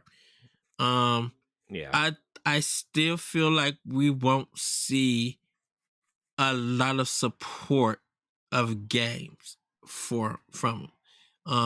I mean, at the reason why they would do Crash and Spiral is because of that sting mentality stereotype that Nintendo's for kids and stuff. So they want to continue that image and not put anything else beyond there. Like we're not gonna see Diablo 4 or I mean we lucky got to see Overwatch 2, but I mean that's gonna be that is I what it is. I I mean, I would I here's my argument for Diablo 4 though. I mean, again, Overwatch is always online, but I feel like but Overwatch is such a different game than mm, Diablo. Diablo 4 you have to be online all the time. Doesn't matter if you're playing by yourself, like it's an always online game, right? yeah. We all know about Nintendo's online infrastructure. It's not great. Definitely not great. Um I would argue if their console next gen has better online capability that we would probably get Diablo on Switch at some point or on the next console at some point. Um like at the beginning of 8 like, they have season passes and stuff. I think you would Mm, see it. I think you would see it at a seasonal break. Like when the next season starts, that's when it would come out or something. But also like Nintendo really loves to control the message, right? yeah. Even on third party games, they love to make a big deal about third party games releasing on Switch, like it hasn't Mm, already been out on other consoles for 5 years. So yeah. I I think it's still going to feel like yes. Speaking of Call of Duty being on Switch and them wanting to feel part of the community, um, depending on what their next console offers and everything, I think they're going to just be like, well, we want to make sure that the single player and the multiplayer runs well. And Microsoft could get that really to run well and everything. And I think they would give those developers time to do it. Now, would the games be annual? We don't know. Or anything. So we'll see have to see how that goes. But I believe in Microsoft supporting Nintendo with some Activision titles. Um, because if once again they become a of their next console becomes successful and continues to make Nintendo be a successful company, regardless of Microsoft, you know, fails in some areas or don't sell enough in this area, if money checks from Nintendo sales are coming in and helping them like reclaim, not reclaim, recruit that development costs and all of that stuff, Microsoft is going to continue to go and support it and stuff and make sure that it gets um the proper love and care, and I think one of the big questions is going to be like, how do you do a 200 gigabyte game, turn it to maybe 50 or 60 some or 40 some bits, whatever Nintendo console is, if they don't go back to CD and stick with cartridge? Like, how do they do that? Or is the Nintendo version, just going to be all digital? Like, I we would. don't know. I mean, you're already seeing that though, right? On the Switch, we're Mhm. like, that's the big thing with Disney Dreamlight Valley right now is like the physical edition came out today, but it's a code in a box, and people are mad. And we've seen it all over the place with these. Wolfenstein Youngblood was a code in a box. Doom Eternal wasn't even released physically unless you bought it through Scumbag Games, and Mhm. I think I just think that's the direction that, especially if Nintendo does not have a hard drive in this thing, like, some sort of real hard drive, not a 32 gig flash memory. You can store your save games from your cartridge games here. They have to have it. I would, I would say at least a 256 gig SSD, preferably a Mhm. 512, well, preferably a 1 terabyte, but it's Nintendo, so they're going to go, the route that will help them reach a profit quicker. So you have to have at least a, uh 256 terabyte or gigabyte SSD in there. If I kind of feel like if Nintendo, whether they still do memory cards or SD cards or stuff, I I kind of have a feeling that I'm like, if they want to return back to external hard drives, they can, um, and everything. But if I think if SSD, you know, so I don't know if there's like a USB SSD 1 terabyte. Like, I don't know if they make that or anything. Yeah, I have a 2 terabyte Um, one sitting on my desk.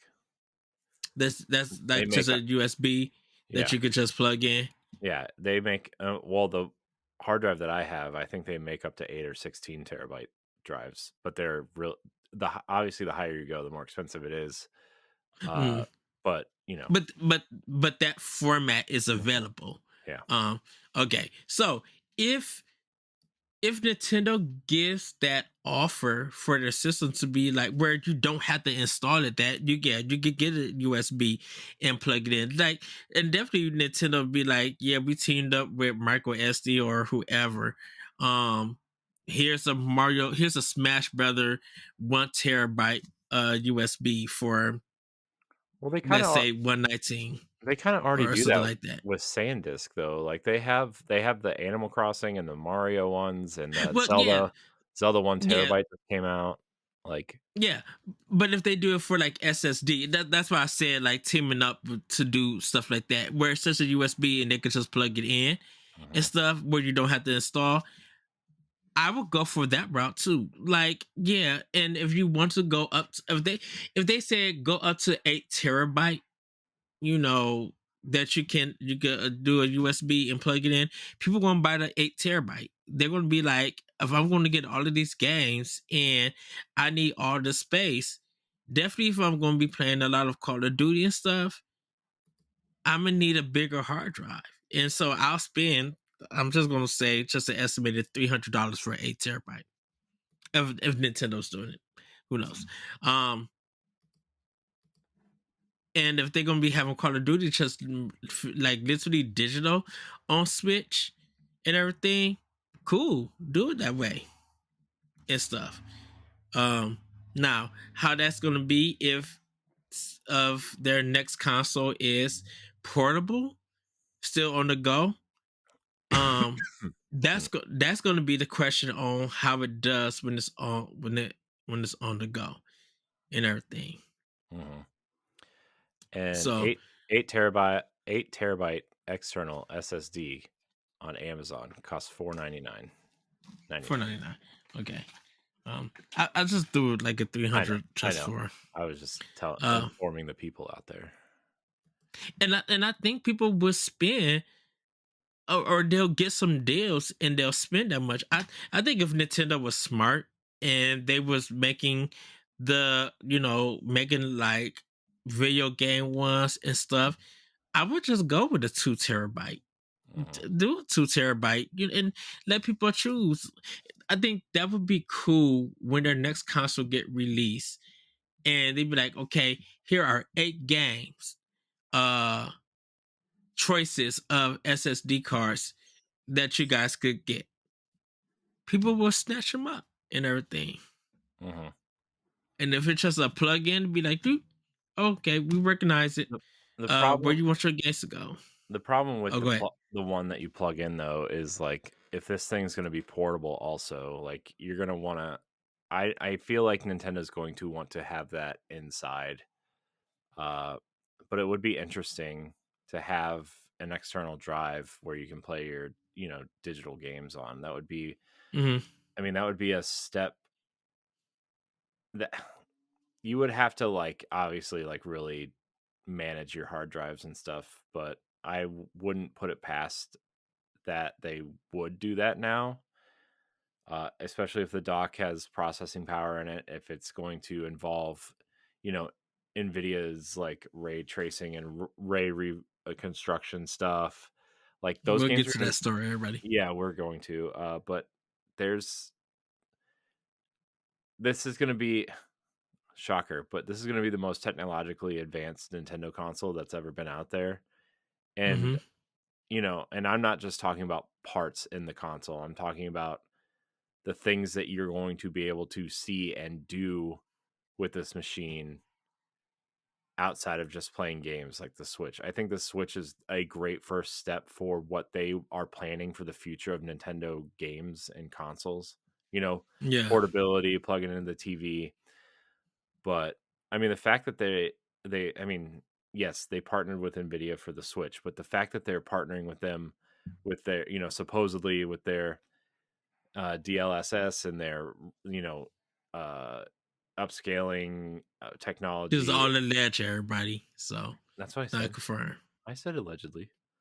Uh, and just the things that NVIDIA's is able to do with their technology, the way they use artificial intelligence to, you know, scale up to 4K when you're not running at 4K, or, you know, like I said, the ray tracing and the ray reconstruction is such a big deal, and the fact that their artificial intelligence technology can boost a game from 30 to 60 frames a second just by Hmm. knowing how to process the game But is incredible. and to think about because to think about it, so kind of we're kind of combining both stories. Um, Yeah, well, because I guess you we should just transition into the rumor mill then.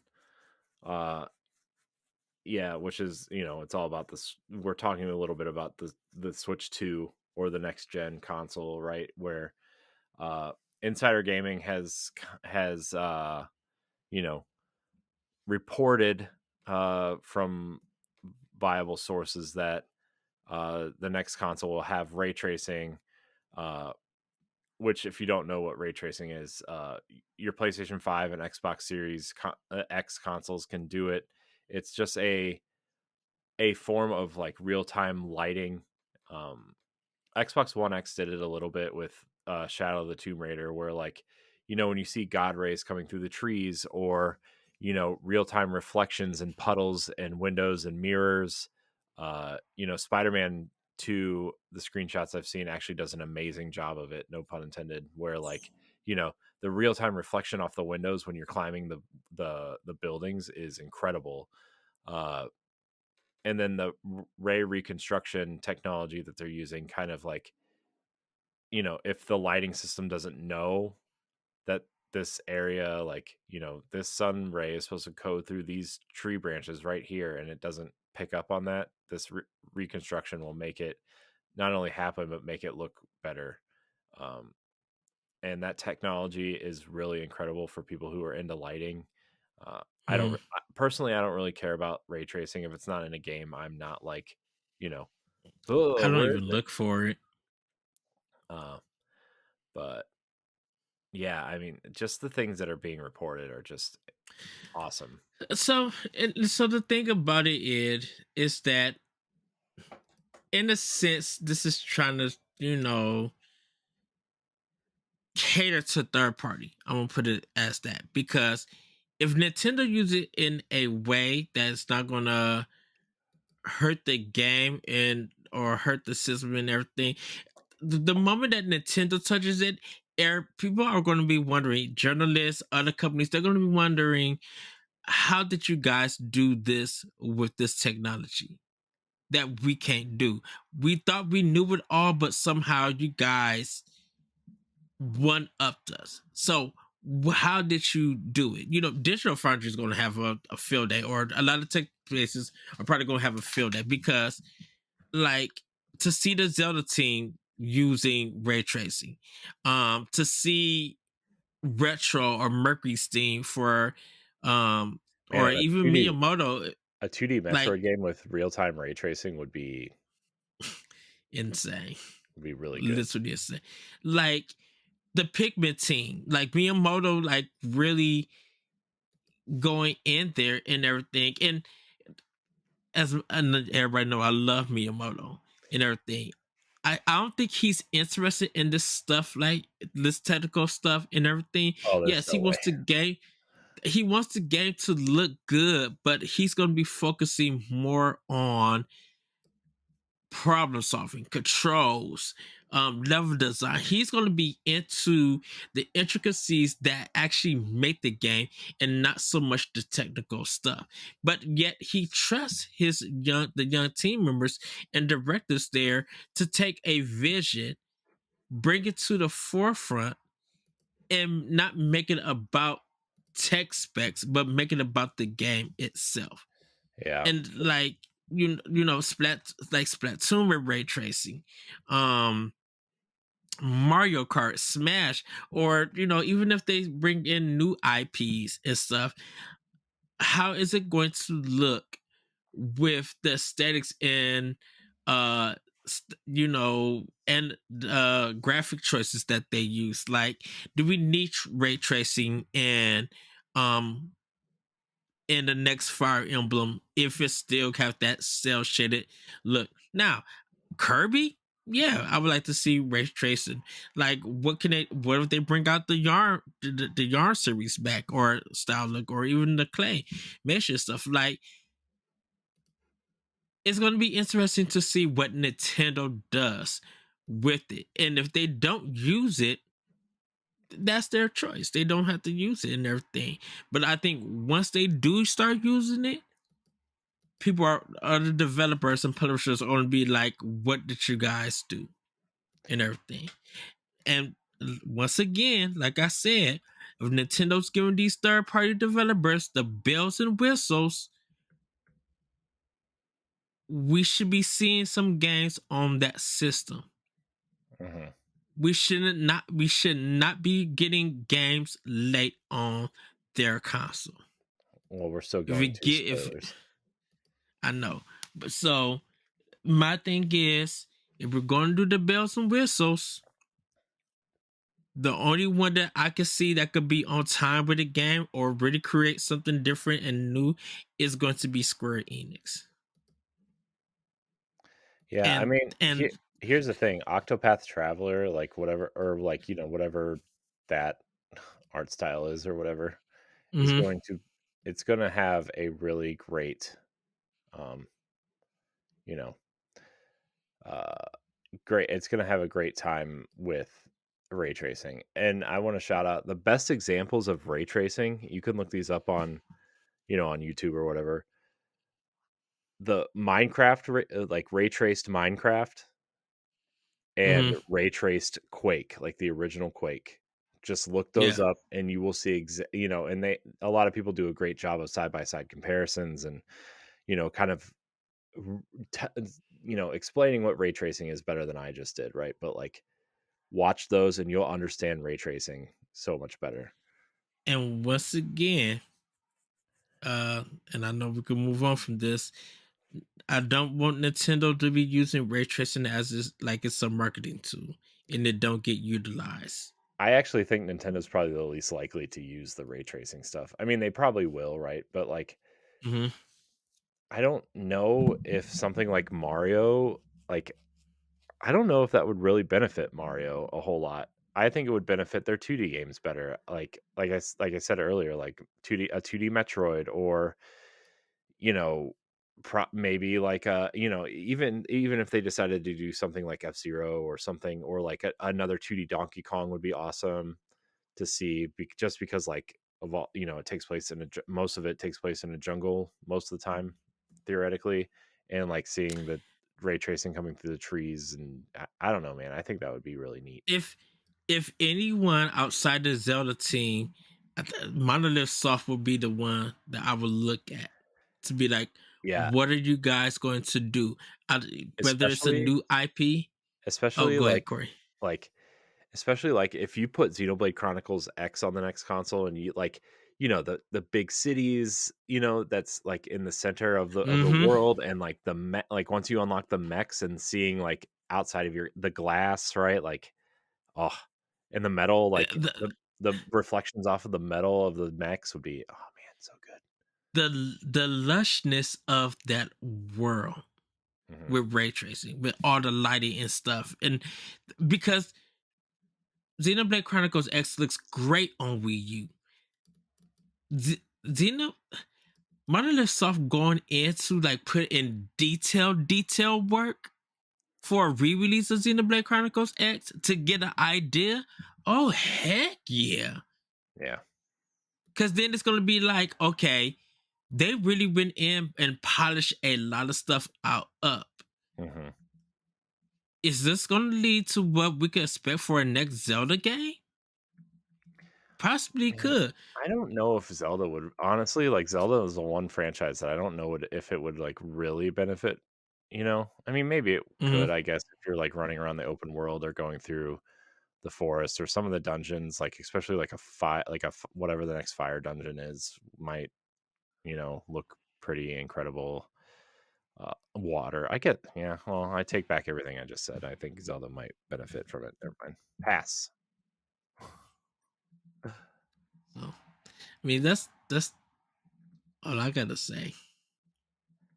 What's going on over there, Ed? I feel Nothing like much. someone's like breaking your house or your street or something. Oh, it's the traffic just going by. Okay. Okay. Are you alive? Are you okay? I'm alive. Blink twice if you need Yes. help. If I ever need help and I had to give you a code, I'd be like, I love Grand Theft Auto 5. That's when you know trouble is happening. Yikes. Anyways. So, All right, Ed.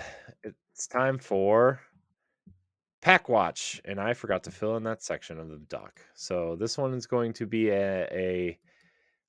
we'll say quick, uh, maybe descriptionless. Yeah. So the week of, sorry guys, it's been a long week, and I've just prepared this, and I'm sorry. I'm sorry. No excuse. I failed. The week of the 21st, right? Yes. mhm. So coming out on the 24th is Just Dance 2024. I'm sure you're excited, Ed. Um, the yearly dancing game. We'll see. Also coming on October 24th is the Metal Gear Solid Master Collection. Uh, I hope people enjoy that if they purchase it. I'm kind of shocked we didn't get the Twin Snakes version, but also something tells me Konami is just going to be put out Twin Snakes HD at some Yeah. point, because my theory with GameCube games, they're all just going to get remastered. Probably for Switch, and they're going to be in the next console is going to be backwards compatible. Uh, I'm telling you, man, that's what's happening. We're seeing it. We're seeing it. All right, so Other than blah, blah, blah, blah, blah. Dave the Diver is coming to Switch on October 26th, which you should watch a trailer or something on Steam or on YouTube. People were obsessed with this game over the summer on Steam, and it's coming to all well, no, it's just coming to Switch. Interesting. I thought it was coming to everything. Yeah, it's time exclusive for console for Switch. So it's gonna hit Switch and then it'll later hit Xbox and PlayStation. Okay.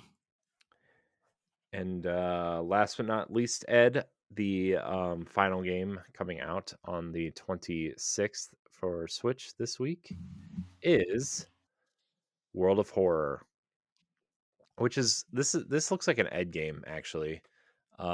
It's all black and white and kind of like Game Boy Pocket-esque graphics. Mm-hmm. So I don't know. It seems like something for you, Ed. But that's actually all that's coming to Switch this week. Because we're preparing for a massive November, it looks like. Dude, that first week of November looks mighty scary. You have Alien Hominid Invasion, which is, they're including the first game in HD with that too. So, and they including the sequel. Yeah.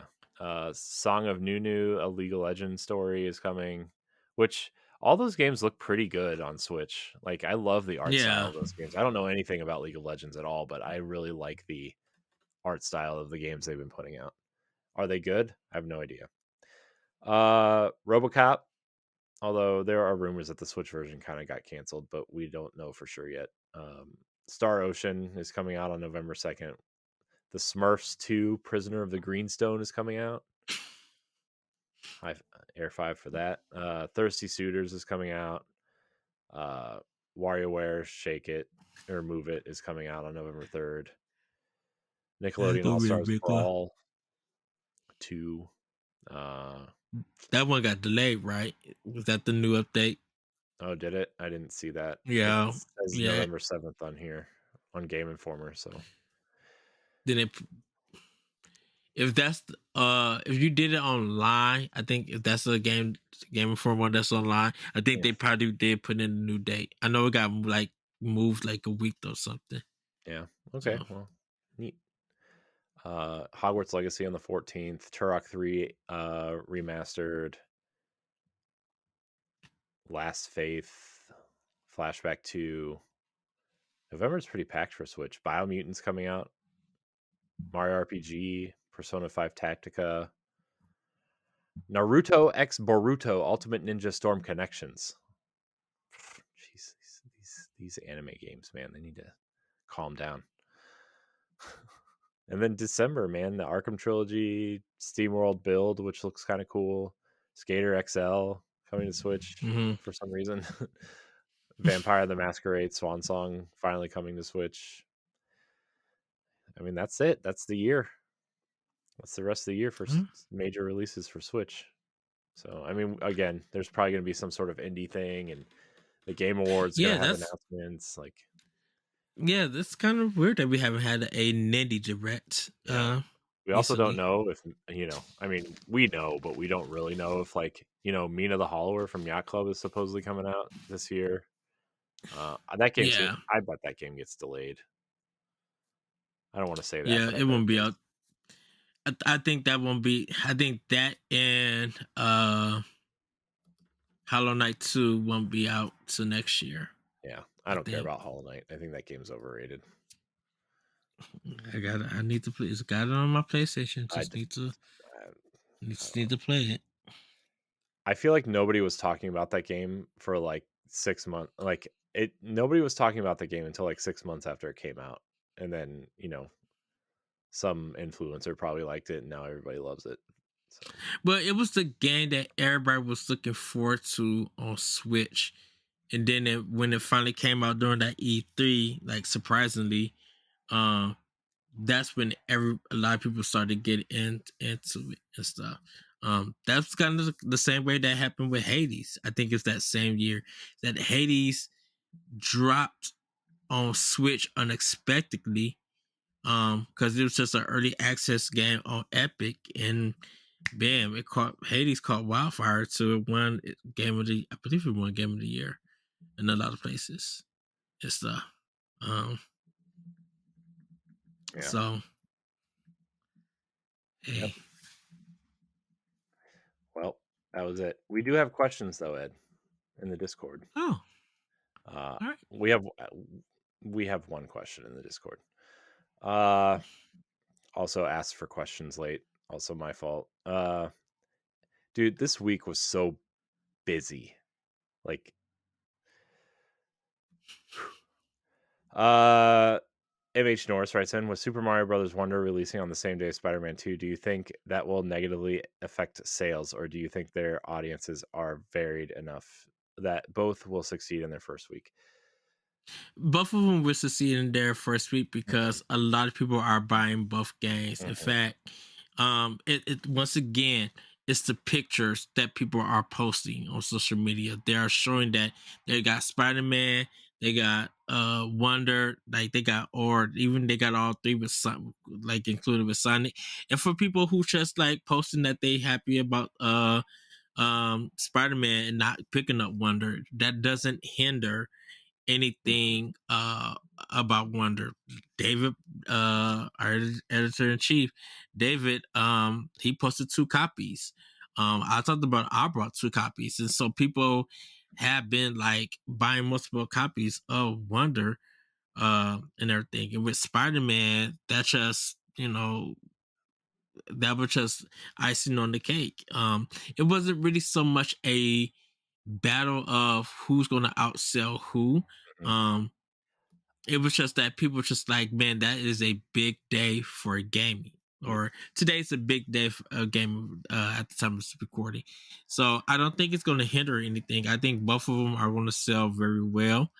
Um, it I don't know how um the Japanese market is going to play effect into it because normally we haven't really like seen American sales, but we'll probably be looking to see how Spider-Man does and how Wonder does in Japan or in even Europe and stuff. Europe probably is going to have big for Spider-Man because Europe has now become like a big PlayStation community. A big business for PlayStation. Mhm. Um, but I think Nintendo would still probably do well in the UK and everything. Yeah, I mean, here's the thing. I think it's going to affect games coming out around it. Like, I think Sonic sales probably were hurt because of Mario and Spider-Man. I mean, am I 100% on that? No. Because I know Sonic is really big, especially with like, the movie and the TV shows. Like my nephews are like obsessed with Sonic. So I would say that, but I would also say like, the games coming out after, like, Alan Wake comes out next week, and Hmm. hardcore people are going to buy it, but are like the casual people who just kind of play games once in a while going to go get Alan Wake? No. I don't think the greater public even knows what Alan Wake is. It's just like the gaming community who's hardcore about all this stuff, right? And um, Mario, like it or not, is a casual gamer's game. You know, Spider Hmm. Man, everybody knows who Spider Man is, right?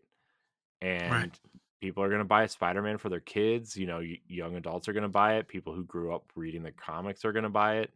Especially with the popularity of the MCU and uh, I think Spider Verse has a lot to do with it, and The trust that people have in Insomniac with Spider-Man from the yeah, first game. So it's and that's not to uh say that Sony is better or anything like that.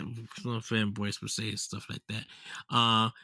But people know that Insomniac makes well polished games. mhm, And so they deserve to be recognized on this front that Spider-Man 2 is gonna do really well and everything, and people are gonna buy it because they trust Insomniac mhm, with the development with this franchise being in their hands. yeah.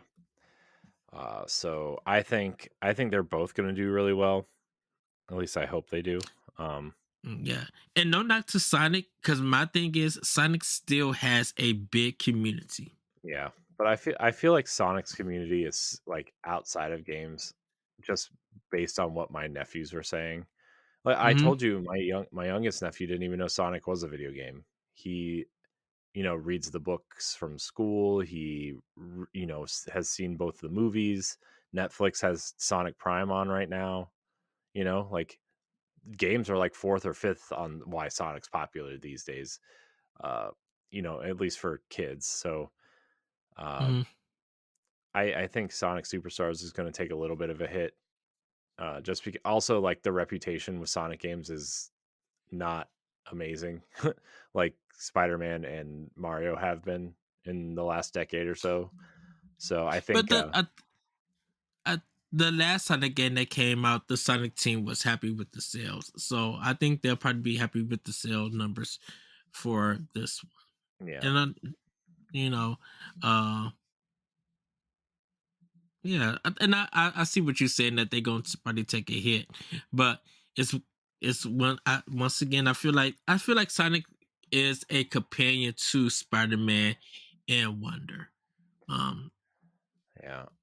Well, I mean, we'll see. I think the good thing about all three of these games, that Sonic, Mario, and Spider-Man, is that they're going to have legs for a long time, right? I mean, people are going to buy these games 2 years from now, you know.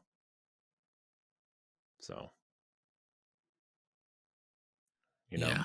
yeah, people are going to buy these games like 2 years from now. Sorry, you froze for a second. Maybe I froze. I don't know. Oh, I don't know anything yeah. anymore. Uh, I think the games coming out after it are going to suffer at this point. Is my opinion, especially stuff like I said, Alan Wake. What else did I see on this thing? Um, So I think more Alan Wake 2 probably will suffer. mhm. Metal Gear is up in the air.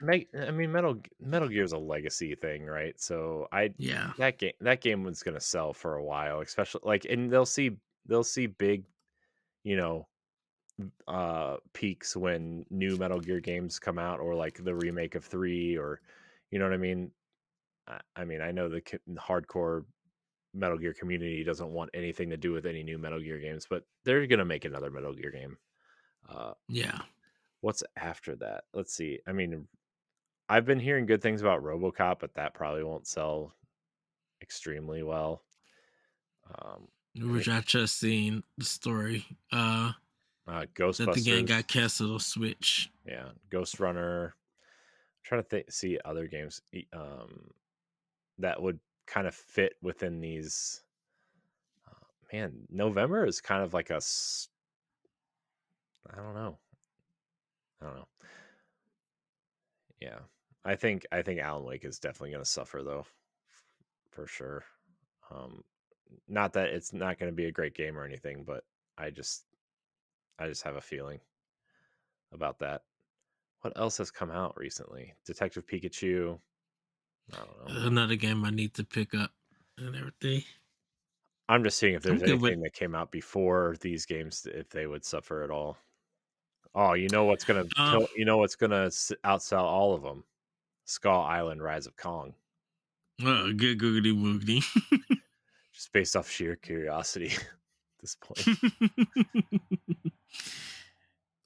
Uh, but that's it. That's all I got, Ed. um Hellboy.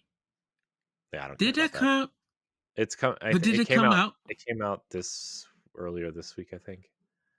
Hold on. Hold Did the on. reviews drop? I'll find it. I have no idea. I feel like I just talked about this last week, 2 weeks ago. Last week it got delayed. The reviews were supposed to drop, but Mm, they delayed the game, so the embargo got delayed, so they couldn't no one can say anything about it. yeah, I don't know when it's coming out. I could care less about that game though, to be honest with you. Okay. Uh, yeah, I don't know. So Hope people don't get mad at me for saying that, but I don't I, care. I, let me tell you, I don't think a lot of people even remember that game was coming out. Like I forgot about it after E3. I'm like, oh wait, what? Yeah. So You know what game actually looks kind of interesting though to me is that Avatar game looks really like visually looks really good. it does not look good to me at all Visually? visually. Sorry, Ubisoft. That Are you blind? I didn't say it the looked game was like a going to be good. PS. I said It looks like a PS4 Pro slash Xbox One X you're the worst. kind of game, Get me but out of here. it, I can't listen to uh, this garbage anymore. Get me out of here.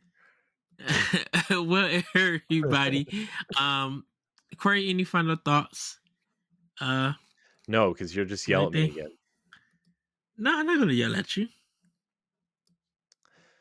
I'm excited for the Star Wars game that Ubisoft is making that I always forget the name of, but Yes, looks awesome. Star Wars Outlaws. Yes, I always want to say Star Wars Warzone for some reason,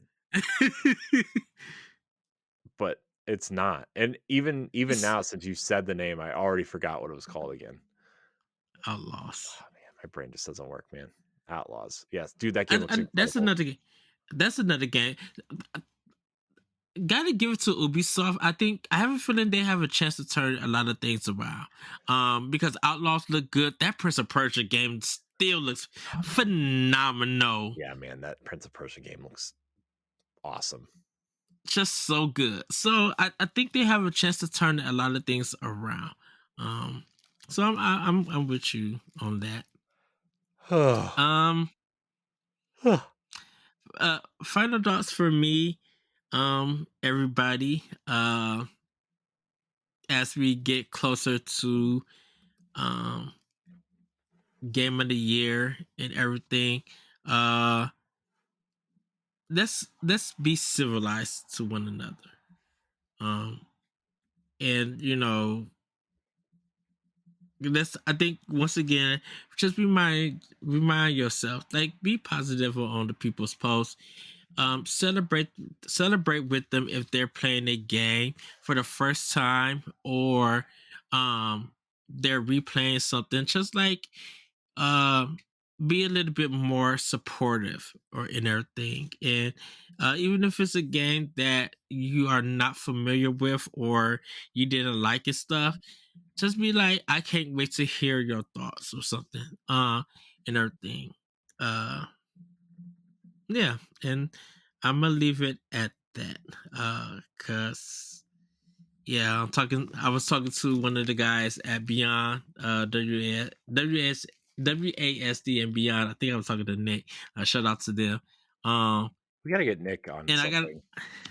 I think I about kind of, Nick a lot, like not in a weird way, but like I think about them a lot. I'm like, man, I just need to reach out and get them on something because like never like we always like once in a while we'll talk and then we'll have like these really interesting conversations and then we don't talk to each other for like 6 months and then we'll reconnect and be like, yeah, we need to do something together and we never put it together and I think maybe that's my right. fault for just not like keeping up, but Yeah, anyways, shout out to them. They're doing like 31 days or some 30, or they're doing like horror recaps hmm and the things like 30, I think 30 minutes and stuff. So you can check them out on iTunes and or the other podcast apps. So shout out to Nick and Evan, and shout out to Brody also, Brody and Jeff. Um and all of them at Spawn Camp. Uh yeah, but I yeah, I hope Diggity comes back soon. yes. Um but We with gotta that, get we everybody got have sorry, I gotta say one thing. We gotta get Brody on something too, man. Gosh, I miss all yes, these I guys. miss him. I I know miss he's been everybody. doing school. But I just like, when are you free? I want to get him here on Pow Block Yeah. and School's for everything. So fools, I could Brody. Be on podcasts, it's better. I'm gonna reach out to him and be like, Yeah. Thanksgiving, or if we need to get some free time, would you like to join us for Pow Block? Yeah. Because I miss Brody and everything, and I I don't get to miss talk to him. I miss everyone. Shout out to Secret Friends too, while we're shouting people out. Yes, shout out to them. Uh, Co-op mode hit episode 125 this week. Congratulations, guys. Yes. I mean, Shout out that's to not like them. a real milestone number, like episode 100 or 200 or the nice round numbers, but 125, big deal. Go listen to Yeah. Co-op Mode. Yes. So, what is Wes podcast? The console gaming crew. Yes. Their Shout new out to them too. their new season's out too. Yes. Shout out to them. Anybody else? Lore together. Daniel. Daniel is doing his his playthroughs and stuff. So shout out to him.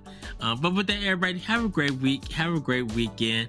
And we'll see you next time on Nintendo Pow Block. Bye, everybody. Woohoo! Goodbye. Listen to our friends. If you want to be a Patreon producer, head on over to patreon.com/BossRushMedia and find out which tier is right for you. Our Patreon producers at the $5 tier or higher for this month are Adriel Munger, Celeste Roberts, Christian S., Sana Dirrig, Francisco Santillan, and Rebecca Jewell. Thank you for your continued support.